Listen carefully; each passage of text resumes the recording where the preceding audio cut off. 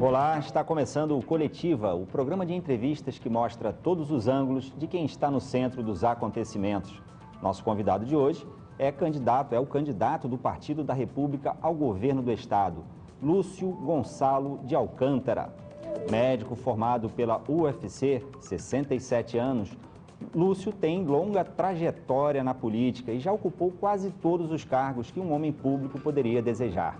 Foi prefeito de Fortaleza, deputado federal constituinte, senador, governador. Acumula também algumas derrotas, em especial 2 a prefeito e, a mais amarga de todas, uma a reeleição como chefe do Executivo Estadual. Foi superado nas urnas por Cid Gomes, seu principal adversário este ano. Dedicado à política e aos livros, Lúcio Alcântara é membro da Academia Cearense de Letras e já definiu a política como um labirinto traiçoeiro. E para entrevistar o candidato Lúcio Alcântara, nós convidamos os jornalistas Erivaldo Carvalho, editor adjunto do Núcleo de Conjuntura do jornal O Povo, Rebele Rebouças, repórter do Núcleo de Conjuntura do jornal O Povo, Henrique Araújo, repórter do Núcleo de Cotidiano do jornal O Povo, e Lucíntia Gomes, também repórter do Núcleo de Cotidiano do jornal O Povo. Candidato, muito bem-vindo, obrigado pela presença. Como eu disse aqui na abertura, o senhor definiu já a política como um labirinto traiçoeiro. O senhor confirma, assim, as suas últimas experiências nas urnas reforçam essa impressão? Olha, essa impressão não é fruto só da última experiência. Foi a eleição de 2006. Ela até pode ter robustecido essa impressão. Mas a política tem muitos caminhos, tem muitas veredas, né? E a infidelidade não é rara, é muito comum. Eu, então, por isso fiz esse comentário. Mas é correto, assim como eu disse na entrevista também, que foi uma das suas experiências amargas na política, a última eleição de 2006 foi a mais, talvez, sem dúvida, não é nem pelo fato de eu não ter sido bem sucedido. Foi uma série de fatores que ocorreram. Um deles notório, foi exatamente o comportamento de setores muito representativos do meu partido, então, que não me apoiaram naquela eleição. Tasso Gereissati. Exatamente. Né? E muitas pessoas que seguiram a sua orientação. Então, isso, evidentemente, não foi nada agradável. Mas é um episódio superado, uma coisa que passou. Eu apenas registro, porque é uma coisa histórica, mas não me preocupa mais. A sua principal motivação, então, para as eleições desse ano não é um sentimento de... A minha motivação surgiu de um fato.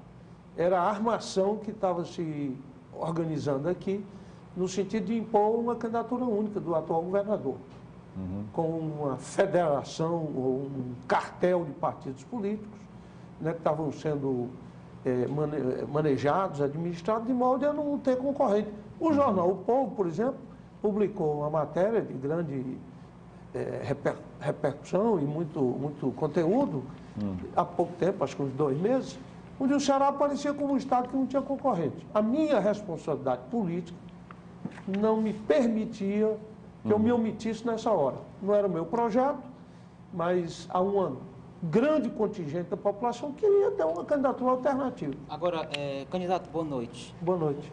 2006, conforme está dito aqui, 2006, conforme está dito, o senhor era governador, era bem avaliado, tinha mais tempo no rádio e televisão do que vai ter agora a partir de terça-feira e sofreu uma derrota flagrosa no primeiro turno. O que o faz pensar que agora, fora dessas condições, com um tempo reduzido na TV, sem aliados expressivos no estado do Ceará, fora do governo, seu principal oponente lidera as pesquisas, o que o faz pensar que o senhor não estará andando para aumentar essa coleção de derrotas? Não é uma situação quixotesca, uma pessoa, um político da experiência do senhor, se submeter a uma eleição dessas, onde todos os fatores, ou a maioria deles, apontam no contrário das suas intenções? Olha, por essa pergunta, ninguém fazia mais eleição. Ver quantos partidos estavam do lado, quem é que estava com o poder, quem é que tem dinheiro para fazer a campanha, e pronto, estava resolvido.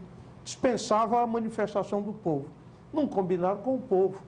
O que parecia uma eleição segura, uma eleição tranquila, uma barbada, como se diz, transformou-se numa eleição disputada.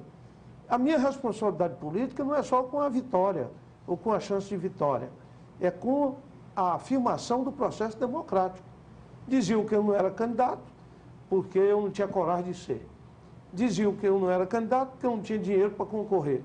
Diziam que eu não era candidato, porque eu não tinha alianças políticas que me permitissem. A minha candidatura é do povo, nasceu daí, eu não fui atrás de me impor como candidato. Se eu tiver o voto, só o voto dos arrependidos, eu já tenho um grande contingente eleitoral, porque a quantidade de pessoas que as pessoas estão frustradas com o governo, estão revoltadas com o governo, comportamento autoritário, mandonismo, tudo isso está revoltando uma boa parte da população. Mas, candidato, o político não é uma confraria de arrependidos. Política é uma junção de homens públicos que projetam um futuro de preferência melhor. O senhor gostaria de governar o Estado com uma equipe de arrependidos, por exemplo? Claro que eu gostaria de governar o Estado. É um privilégio. Como é que se projeta um Estado desenvolvido, rodeado de arrependidos? Primeiro, eu estou me referindo aos arrependidos os eleitores comuns, os eleitores que estavam angustiados porque não tinham opção, que queriam ter um outro candidato. Qualquer governo, por melhor que seja, e não é o caso desse, tem pessoas que não estão satisfeitas, por uma razão ou por outra, e querem um canal de expressão. Qual é o canal? É um candidato. Então, eu estou exatamente dando essa chance. O que se queria subtrair o direito do eleitor de escolher. Aliás, queriam fazer no Ceará o que fizeram em Sobral várias vezes. O clã, a oligarquia. E só que aqui o Estado e o povo se revoltou, não aceita e quer ter candidato. Candidato, boa noite. O senhor queria saber se o senhor, pelo que o senhor fala, a sua eleição, sua candidatura nasce como o senhor veio para marcar posição, porque até pouco tempo, Cid era um candidato único, a eleição parecia dada, entendeu?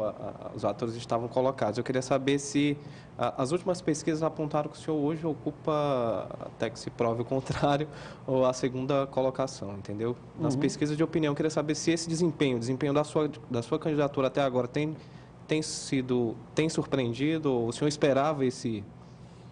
Primeiro, a minha candidatura não saiu para marcar posição. Eu tinha a sensação de que lançado candidato, no contexto político que nós tínhamos, era uma candidatura que tinha viabilidade. Não vou dizer que pensava que era uma candidatura fácil, mas não era uma candidatura suicida ou quixotesca, como o Erivaldo quis classificar. Não, de jeito nenhum. A minha candidatura é uma candidatura competitiva. Essa é que a verdade, a pesquisa mostra. A pesquisa Datafolha, publicada pelo jornal O Povo, se você considerar o desempenho de todos os candidatos e o do governador, ela mostra um empate técnico para ter segundo turno, considerando as margens de erro que o próprio Instituto admite. Então, aquilo que parecia uma coisa tão tranquila e que muitas vezes a imprensa mostrava, chegou a ter um colunista que disse, bom, a única coisa agora é saber dos 3 candidatos quais são os 2 que vão para o Senado, porque o resto já está tudo resolvido, o governador já está eleito, não precisa mais ninguém fazer eleição. A realidade está mostrando que não é assim. E o Ceará, Fortaleza, já deu muitas provas disso. Quem é que imaginava que a Luiz Gênio ia ser prefeito? Quem é que imaginava que a Maria Luísa ia ser prefeita?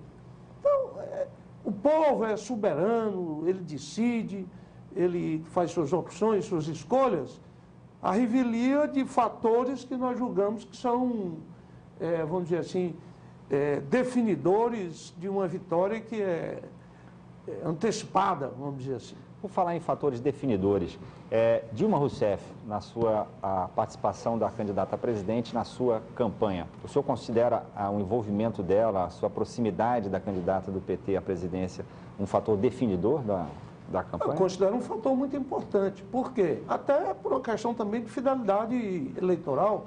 O PR é um partido da base do governo.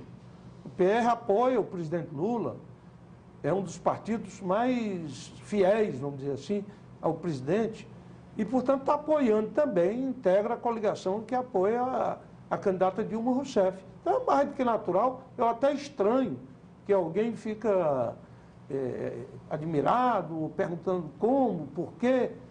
A organização da campanha da Dilma Rousseff e a própria direção nacional do PT já deixaram isso muito claro.